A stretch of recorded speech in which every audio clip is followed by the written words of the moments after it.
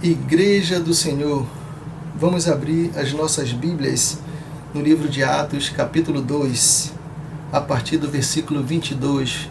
Vamos ler até o versículo 42, dando continuidade a uma sequência de mensagem sobre esse belíssimo livro que fala dos Atos dos Apóstolos. Hoje vamos continuar com a pregação de Pedro, que ele já tinha dado início na pregação anterior. Então, a partir do versículo 22 do capítulo 2 de Atos, leiamos: Israelitas, ouçam estas palavras. Jesus de Nazaré foi aprovado por Deus diante de vocês por meio de milagres, maravilhas e sinais que Deus fez entre vocês por intermédio dele. Como vocês mesmos sabem, este homem foi entregue por propósito determinado e pré-conhecimento de Deus, e vocês, com a ajuda de homens perversos, o mataram pregando na cruz. Versículo 24. Mas Deus o ressuscitou dos mortos, porque era impossível que a morte o retivesse. A respeito dele, disse Davi: Eu sempre vi o Senhor diante de mim, porque ele está à minha direita, não serei abalado. Por isso o meu coração está alegre e a minha língua exulta. O meu corpo também repousará em esperança. Versículo 27. Porque tu não me abandonarás no sepulcro, nem permitirás que o teu santo sofra decomposição. Tu me fizeste conhecer os caminhos da vida e me encherás de alegria na tua presença. Irmãos, posso dizer com franqueza que o patriarca Davi morreu e foi sepultado, e o seu túmulo está entre nós até o dia de hoje. Mas ele era profeta e sabia que Deus lhe prometera sobre juramento que poria um dos seus descendentes no trono. Versículo 31. Prevendo isso, falou da ressurreição do Cristo, que não foi abandonado no sepulcro e cujo corpo não sofreu decomposição. Deus ressuscitou este Jesus e todos nós somos testemunhas desse fato.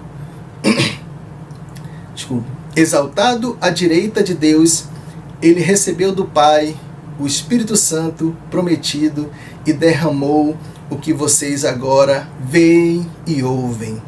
Pois Davi não subiu aos céus, mas ele mesmo declarou: O Senhor disse ao meu Senhor: Senta-te à minha direita, até que eu ponha os teus inimigos como estrado para os teus pés.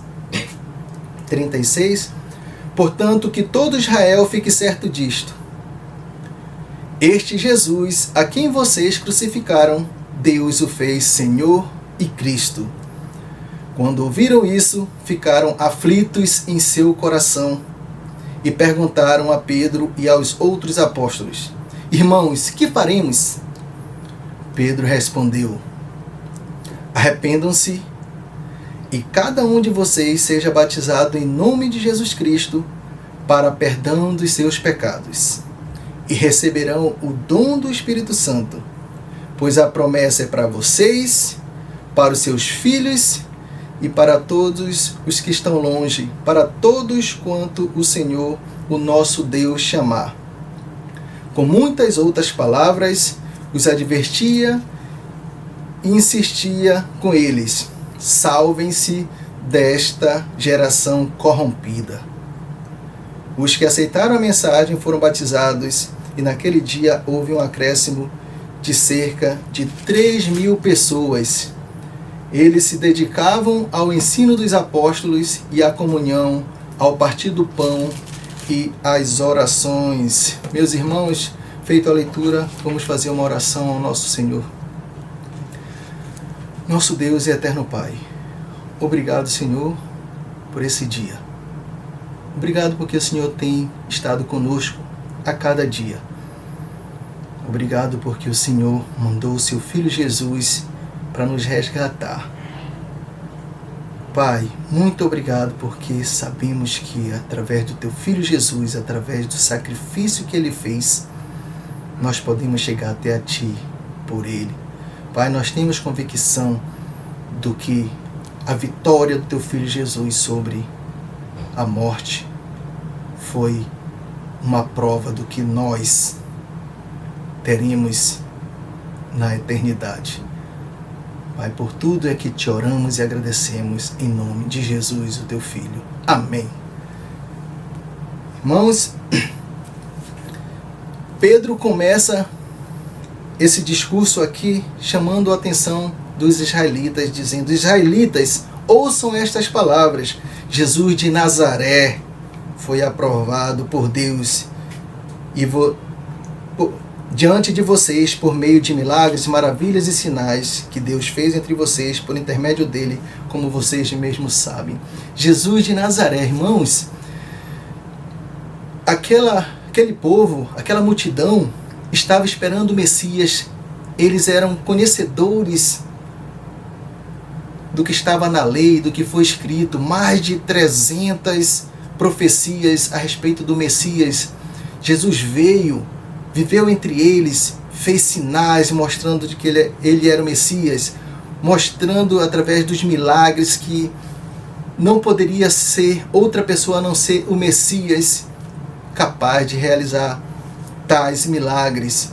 Mas porque ele era o Jesus, filho de José e Maria, de Nazaré. Ora, em João, capítulo 1, versículo 45 e 46, Filipe chama Natanael e diz assim: venha comigo, vamos ver o Messias, o qual Moisés escreveu na lei, o Filho de Deus.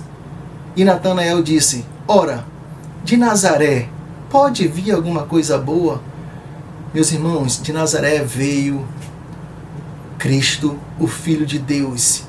E assim como Natanael hesitou no início, toda aquela multidão não estava entendendo, ignorou, fecharam os olhos para Jesus da cidade de Nazaré, aquela aldeia que alguns pensavam que de lá não viria nada.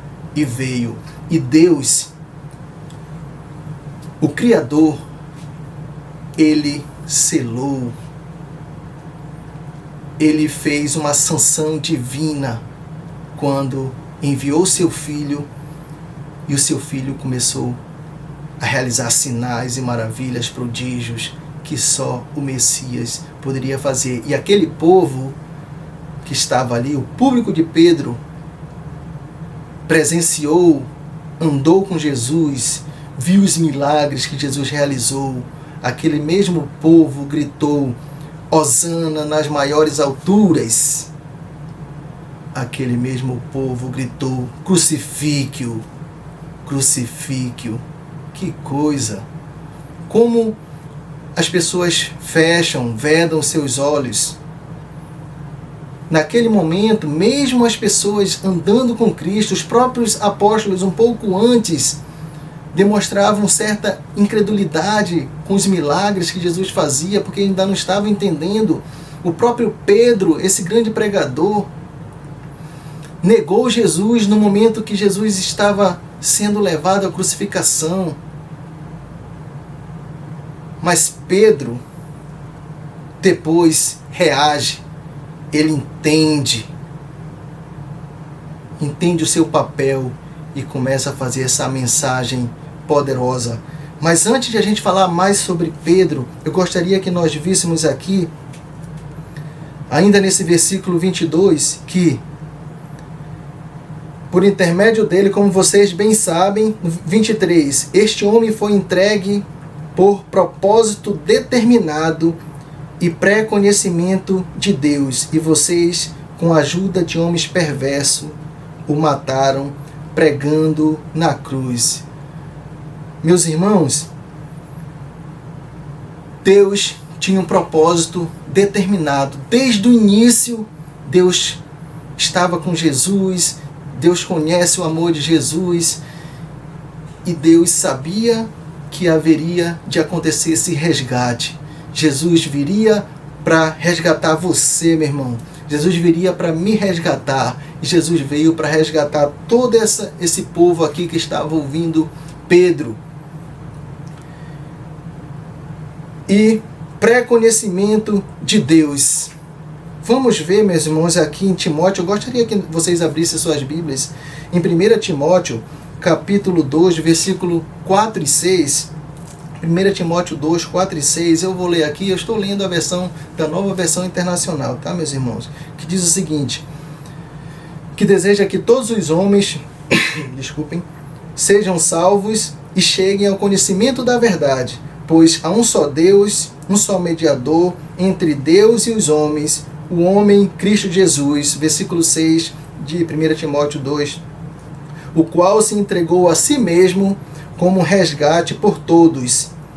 Esse foi o testemunho dado em seu próprio tempo.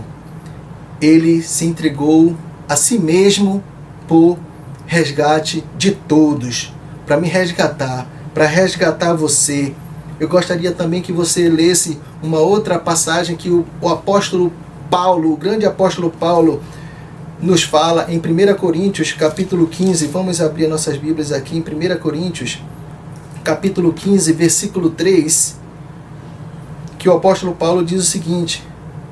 Eu vou adiantando aqui na leitura e você acompanha aí. Pois o que primeiramente lhes transmiti foi o que recebi. O que foi, irmãos? Que Cristo morreu pelos nossos pecados, segundo as Escrituras. Meus irmãos, quando Pedro diz assim: e vocês, com a ajuda de homens perversos, o mataram pregando na cruz. Quem matou Jesus, meus irmãos? Pedro diz que foram vocês, esse povo aqui. Mas vamos abrir aqui, gostaria que nós abríssemos nossa mente, expandisse aqui a situação. Irmãos, quem pregou Jesus na cruz? Foram os soldados romanos, seguindo ordem dos seus líderes. Irmãos, quem conspirou contra Jesus? Anás e Caifás, levando a multidão, indo contra, a ponto de a multidão dizer: soltem Barrabás, uma pessoa perversa. Irmãos, Pilatos lavou as suas mãos. Herodes, que era um governador, ficou jogando para Pilatos para Herodes. Não quiseram assumir. Irmão, Judas traiu Jesus. E até hoje as pessoas dizem: olha, esse é um Judas, pensando em Judas ou na pessoa como uma pessoa traidora, uma pessoa de má índole. Por que você não fala, ou você já ouviu falar, ou já ouviu alguém falar, esse aí é Anás? Ora, ninguém vai nem entender o que significa, mas foi um dos líderes religiosos ali que estavam atentando contra Jesus. Vamos expandir isto, pensar mais um pouco quando Pedro diz: vocês mataram. E ele fala: com a ajuda de homens perversos. Desde aquela época já havia homens corruptos, homens mais. E hoje também há, meus irmãos, nós vivemos nesse meio corrupto. Nós precisamos fazer a diferença nesse mundo. Quem mais matou? Irmãos, quando nós lemos aqui em 1 Coríntios, que Paulo diz que foi em resgate de todos, em meu resgate, em seu resgate, ele está dizendo que você, que eu, somos culpados da morte de Cristo. Ora, desde lá do Éden, as pessoas, o mundo tem sido corrupto, tem sido mal. E por conta disso, Cristo veio para resgatar todos. Então pense nisso, meu irmão. O que você está fazendo para se reconciliar, o que você está fazendo para não para consertar, porque não tem conserto. Isso foi um plano de Deus para nos resgatar, foi cumprido. Mas como está a sua vida perante o Senhor? O que você está fazendo para demonstrar esse grande amor? Não em troca, mas assim, de mostrar uma gratidão a Deus por Ele ter mandado, ter enviado o seu Filho. Continuando aqui, meus irmãos. Mas Deus ressuscitou dos mortos, rompendo os laços da morte, porque era impossível que a morte o retivesse. Meus irmãos, quando Jesus, o Filho de Deus, ressuscitou dos mortos, Ele disse, está aqui, ó. Não tem mais desculpas. Eu venci a morte. E sabe por que Ele venceu a morte? Porque Ele é a própria vida. Ele é a luz do mundo. Ele estava presente na criação. Ele estava com Deus e era Deus, como diz as Escrituras. Ele é a própria vida. Ele ressuscitou. Ele é o Filho de Deus, meus irmãos. Ele é divino. Então Ele ressuscitaria, não teria jeito para a morte. Ele ressuscitou para cumprir a missão, para provar que as profecias iriam acontecer, iriam se cumprir, e se cumpriu. E aquele povo que estava ouvindo Pedro estava começando a entender o que eles tinham feito. E aquele povo, eles conheciam, era lido a lei. O apóstolo Paulo fala que aos sábados eles se reuniam para ler as profecias, a lei, e eles conheciam e ignoraram. E Deus rompeu os laços da morte.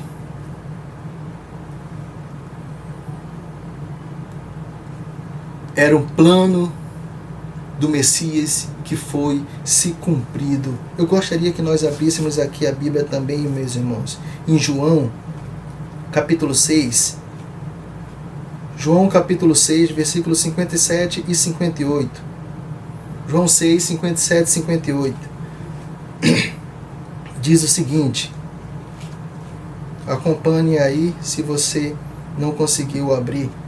Da mesma forma como o Pai vive, como o Pai que vive me enviou, e eu vivo por causa do Pai, assim aquele que se alimenta de mim viverá por minha causa. 58. João 6, 58. Este é o pão que desceu dos céus. Os antepassados de vocês comeram do maná e morreram. Mas aquele que se alimenta desse pão viverá para sempre. Sabe por que Cristo ressuscitou, meu irmão? Para mostrar para você que você tem uma vida eterna com Deus. Se você está com Cristo, você viverá para sempre. Estamos passando por esse momento aqui, por essa terra, como forasteiros, que não fazemos parte dela, apenas vivemos, passando um tempo aqui, uma temporada curta, mas a ressurreição de Cristo veio dizer, olha, você está comigo, então você tem a vida eterna para todos os que creem. E Pedro continua sua mensagem dizendo o que Davi disse. Pedro relata o que Davi disse sobre o Messias. Diz o seguinte: eu sempre vi o Senhor diante de mim, porque Ele está à minha direita, não serei abalado. Por isso o meu coração está alegre e a minha língua exulta, o meu corpo também repousará em esperança. Porque tu não me abandonarás no sepulcro, nem permitirás que o teu santo sofra decomposição. Tu me fizeste conhecer os caminhos da vida e me encherás de alegria na tua presença. Pedro, mostrando a profecia àquele povo. Em Atos capítulo 13, 35 e 37, mais um pouco na frente, você vai ver que Paulo fala as mesmas coisas, que Davi foi sepultado, mas que ele falou de que o Santo, o Cristo, não sofreria decomposição. Versículo 29, meus irmãos. Antes de passar para o versículo 29, no que a gente leu, a gente vê que Cristo tinha uma comunhão muito próxima com Deus. Deus mostrava todo o caminho reto para o Senhor, e ele tinha essa comunhão, e a morte não pôde romper, não pôde quebrar essa comunhão com Cristo e seu Deus, e encheria de alegria na tua presença, como diz o versículo 28. Meus irmãos, tenha comunhão com Cristo, tenha comunhão com Deus, e você vencerá, você sairá forte, você não será abandonado, porque Deus não nos abandona em qualquer circunstância. Deus não lhe abandona, Deus não nos abandonará. Versículo 29. Irmãos, posso dizer com franqueza que o patriarca Davi morreu e foi sepultado, e o seu túmulo está entre nós até o dia de hoje, mas ele era profeta e sabia que Deus lhes prometera sobre juramento que poria um dos seus descendentes no trono. Pedro aqui apela mais uma vez para as profecias. Isso aqui está relatado em Salmos 132, capítulo 11, que Jesus prometeu que Davi teria um descendente que assumiria o trono, e Cristo, o Messias, foi o descendente de Davi que assumiu o trono, que reinou e até hoje reina. Jesus Cristo, meus irmãos.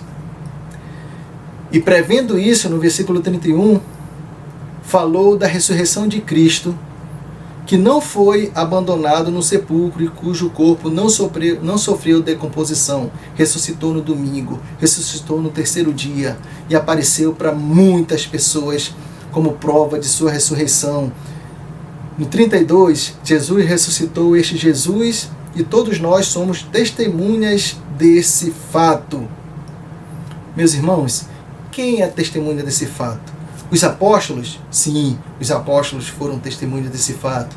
Essa multidão poderia ser, porque ali no versículo 22, quando a gente começou, fala que Deus fez entre vocês, como vocês mesmos sabem, os feitos, tudo que Jesus fez.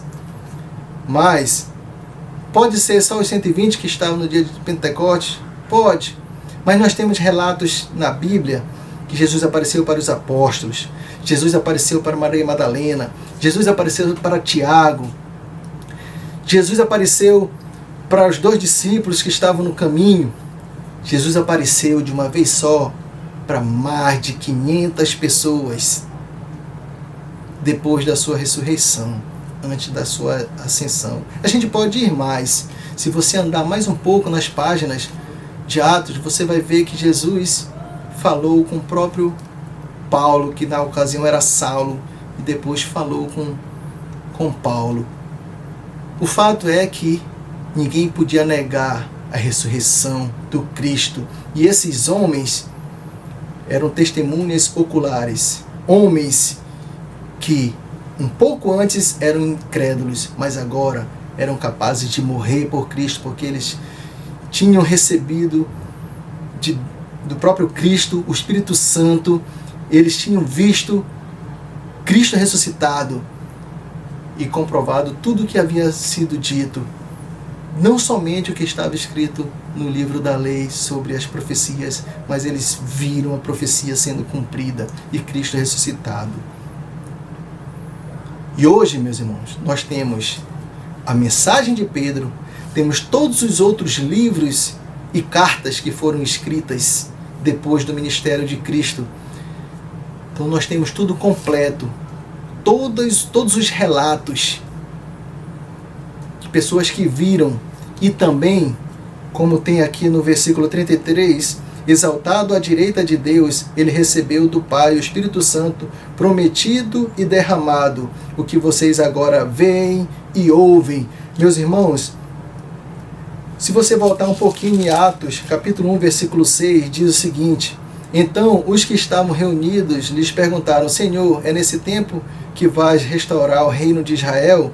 Ele respondeu: não compete a vocês saber o tempo e as datas que o Pai estabeleceu pela sua própria autoridade, mas receberão poder quando o Espírito Santo descer sobre vocês, e serão minhas testemunhas em Jerusalém, em toda a Judeia e Samaria e até os confins da terra.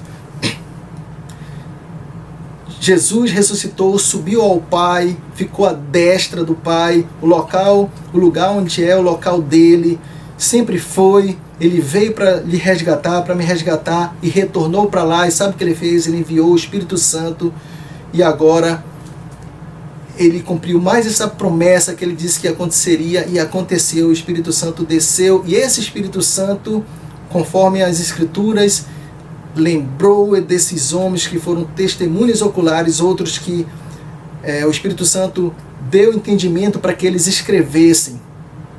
Porque a palavra de Deus é a palavra inspirada por Deus. Homens foram instrumentos utilizados por Deus para escrever a palavra dele, através do Espírito Santo que Cristo deixou para esses homens. Irmãos, creia em Jesus e você terá a vida eterna. Continuando aqui, Pedro, mais uma vez, fala sobre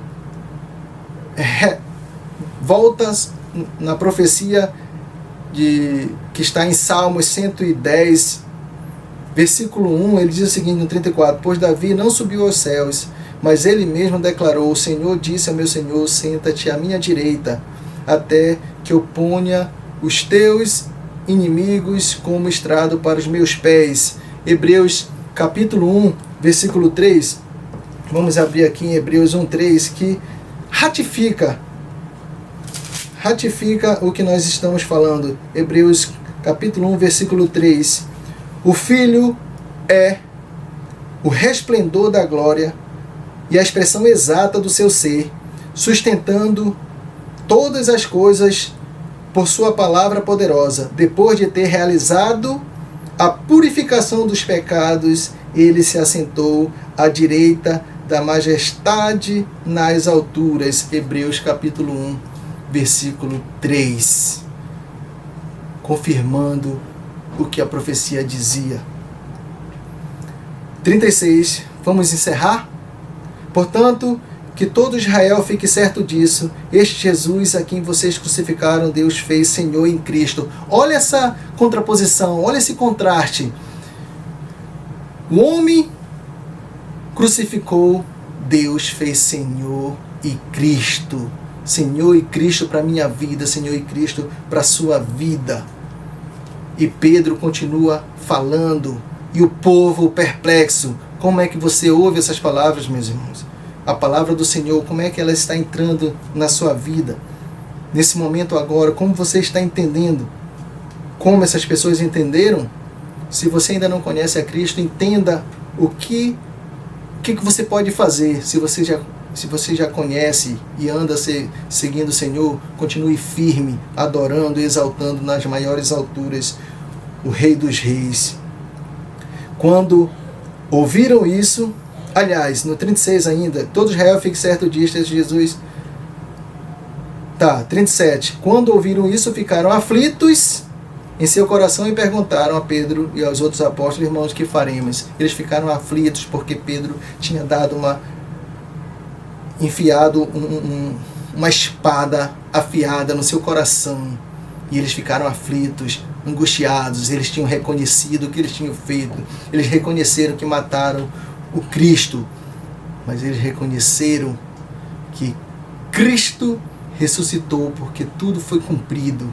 E aí Pedro estava falando que Deus o ressuscitou e o fez Senhor e Cristo, e o povo tremeu e disse: Pedro, arrependam-se e cada um de vocês seja batizado em nome de Jesus Cristo para o perdão dos pecados, receberão o dom do Espírito Santo. Está aqui a resposta para a sua angústia, para a sua dúvida.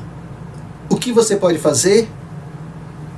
Você já creu na mensagem do Senhor? Você crê que essa palavra é a palavra inspirada que transforma a sua vida, transformou a minha vida? Então se arrependa, porque o arrependimento é um dos passos mais importantes depois da crença. Porque com o arrependimento, você reconhece as suas faltas, as suas falhas, os seus erros, o seu pecado, o qual Cristo veio resgatar para todo aquele que crê. Ele chama a todos, mas nem todos chegam até Ele. Arrependa-se, seja batizado, meu irmão. Para quê? Para ter os seus pecados perdoados. E receberá o dom do Espírito Santo. E o 39, pois essa promessa é para vocês, para os seus filhos e para todos que estão longe, todos quanto o Senhor nosso Deus chamar. Meus irmãos, saiu dos muros de Israel, foi além. Jesus, Deus, não se limita à geografia. Deus não se limita a um povo, a uma cultura. Deus chamou a todos. Deus foi além. Deus chegou no Brasil. Deus chegou no seu bairro. Deus está lhe chamando. Aceite o chamado de Deus. No 40, com muitas e outras palavras, os advertia e insistia com eles: salvem-se dessa geração corrompida. Meus irmãos, que geração corrompida desde lá. Hoje nós temos a corrupção presente. Mas eu gostaria, vamos abrir nossas Bíblias aqui em Filipenses, capítulo 2, meus irmãos, Filipenses, capítulo 2, versículo 15, Filipenses 2, 15. O que diz Filipenses 2, 15? Acompanhe aí. Para que venham a tornar-se puros e irrepreensíveis, filhos de Deus inculpáveis, no meio de uma geração corrompida e depravada, na qual vocês brilham como estrelas do universo. Irmãos, vocês devem brilhar como estrela no universo. Nesse mundo corrompido, você deve brilhar, deve fazer a diferença. Essa diferença é que as pessoas vão ver e se questionar o que está acontecendo, o que essa pessoa tem, o que esse seguidor de Cristo tem. Aí ele vai entender que você é seguidor de Cristo e por isso a sua estrela brilha. Pois salve-se dessa geração corrompida. Ele está chamando você para se salvar dessa geração corrompida. Os que aceitaram a mensagem foram batizados e naquele dia houve um acréscimo de cerca de 3.000 pessoas. Meus irmãos, vocês lembram quando Jesus chamou Pedro? Pedro, venha, não tenha medo. De hoje em diante você será pescador de gente. Ele falou isso em Lucas capítulo 5, versículo 10. E o que Pedro fez agora? Uma grande pescaria, meus irmãos. Jesus falou e Pedro fez. A grande pescaria de Pedro, mais de 3.000 pessoas se acrescentou, né? Houve um acréscimo de mais de 3.000 pessoas aos seguidores de Cristo. 42, eles se dedicavam ao ensino dos apóstolos, à comunhão e ao partir do pão e às orações. Que domingo maravilhoso! O domingo em que Jesus ressuscitou. Os irmãos se reuniam todos os domingos. Eles partiam o pão, eles tomavam a ceia do Senhor em lembrança ao seu sacrifício. E isso nós fazemos até hoje para lembrar do sacrifício de Cristo, que significa o nosso resgate. todo domingo ceando, pois hoje é domingo, dia especial para ceiar. E as orações e a comunhão, irmãos, estamos em comunhão. Hoje, final de março de 2020, o mundo está numa pandemia que logo vai passar. Mas nós estamos como igreja reunidos. Porque onde há 2 ou 3 ali, o Senhor está. A igreja é você, meu irmão. A igreja não é um local. Os irmãos aqui, eles reuniam em suas casas. Mas também eles reuniam nos templos. Mas a igreja foi crescendo e foi reunindo mais e mais entre famílias. E nós fazemos isso. Não somente no domingo. As famílias se reúnem. Mas nesse momento, nós estamos reunindo em nossas casas, com nossas famílias, tomando a ceia, ofertando, louvando a Deus, porque Ele merece toda a nossa honra. Continue, meu irmão. Logo, todos nós estaremos juntos em um só lugar, adorando ao Senhor com os nossos louvores, com nossas mensagens, com todos os atos, nos abraçando.